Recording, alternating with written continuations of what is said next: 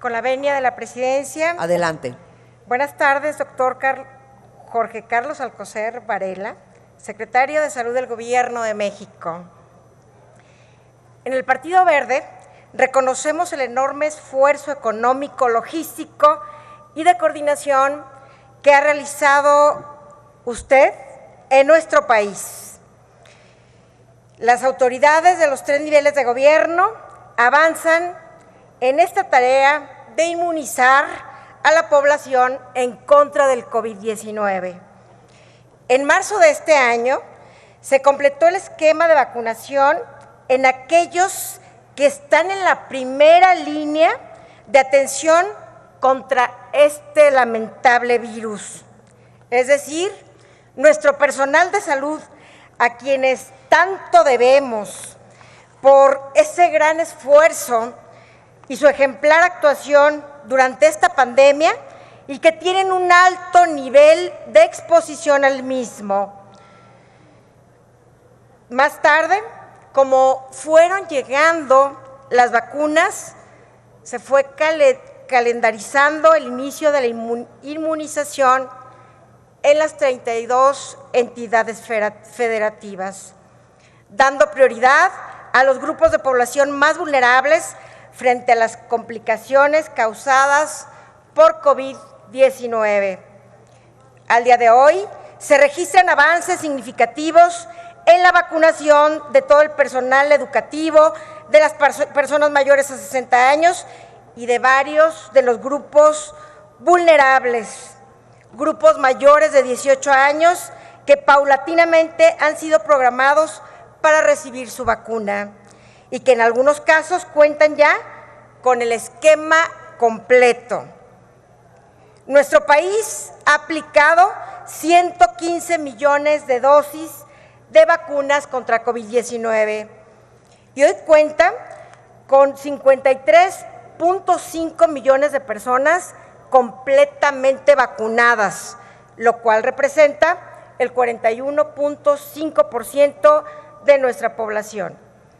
Lo anterior nos ha permitido ir retomando poco a poco nuestras actividades, aunque teniendo en cuenta que se trata de una nueva normalidad diferente a la prevaleciente antes de la pandemia y en donde el uso de cubrebocas, el aseo constante de manos y la sana distancia siguen siendo fundamentales.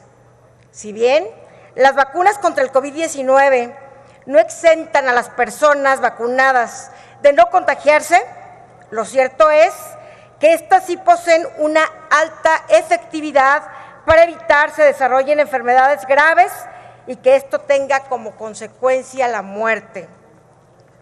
No obstante, con lo anterior, es importante señalar que el virus ha demostrado su capacidad para mutar. Han aparecido nuevas cepas. En algunos casos han resultado muy contagiosas. Por este motivo, muchos países han experimentado nuevos brotes y en México no ha sido la excepción, a pesar de que hoy los casos estén a la baja. Concluya, diputada Claudia, por favor. Con mucho gusto, presidenta. El hecho es que la mayoría de las personas en nuestro país siguen siendo susceptibles a tener COVID-19. En este sentido, señor secretario, de manera muy respetuosa le quiero preguntar lo siguiente. Además de continuar con la vacunación contra el COVID-19, ¿cuál es la estrategia que se pondrá en marcha para identificar y prevenir, diputada, por favor, nuevos casos, evitando la transmisión comunitaria? Esta es la pregunta concreta, le agradezco mucho. Gracias, presidenta. Gracias, compañeros diputados. Muchas gracias, diputada Delgadillo. Tiene la palabra para dar la respuesta por 5 minutos el secretario de Salud, el doctor Jorge Alcocer. Muchas gracias, diputada Claudia Delgadillo. ¿Cuál es la estrategia de vacunación en su contexto que ya me ahorra muchas cosas? ¿Perdón? ¿No? La estrategia es seguir lo que se tiene ya escrito con una segunda inclusive edición de lo que es la Política Nacional de Vacunación, esta que ha sido desde luego también censurada positivamente por la OPS y que desde luego nos lleva en un camino que semanalmente, 2 veces a la semana, se está analizando en los diferentes ámbitos. Esta estrategia, este camino que es de integrarnos en lo que se señala, en cuáles son las vacunas, qué población se tiene, pues varía, no está escrito todo, no sabemos si todavía esta falla que tenemos, y hay que reconocerlo como investigadores y como vigilantes de lo que es el estado de vida en nuestro planeta y que está amenazado constantemente, no ha ubicado claramente, no es posible todavía ubicar a este virus, a los coronavirus, dentro de la estructura ecológica y desde luego dentro de lo que considera uno como la evolución de especies y evolución de todo tipo. Ahí todavía no sabemos, tenemos muchas preguntas por responder, las más sensibles entre comillas, pero también sensibles no solo para el humano, sino sensibles para pues otros intereses, principalmente financieros, es buscar que se vacune a todos y está aquí en discusión y se solicita la vacunación y se amparan para hacerlo a los niños y esto no está aprobado todavía, no está aprobado porque científicamente los niños tienen un sistema inmunológico de maravilla comparado con las fases posteriores en el desarrollo de su vida.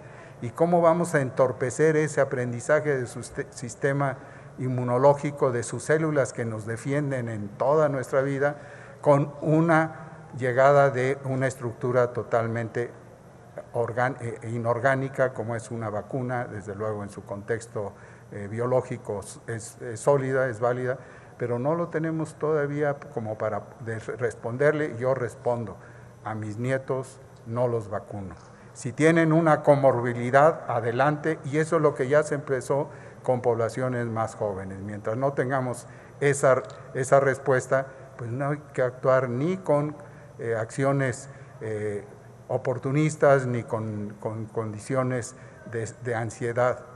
Y la otra es, lo adelanto, que va a tomar, o ya toman ustedes también atención, la llamada el refuerzo de la tercera dosis, que tampoco tiene un valor todavía sustentable y que posiblemente en el primer trimestre o en el primer semestre del año este panorama cambia.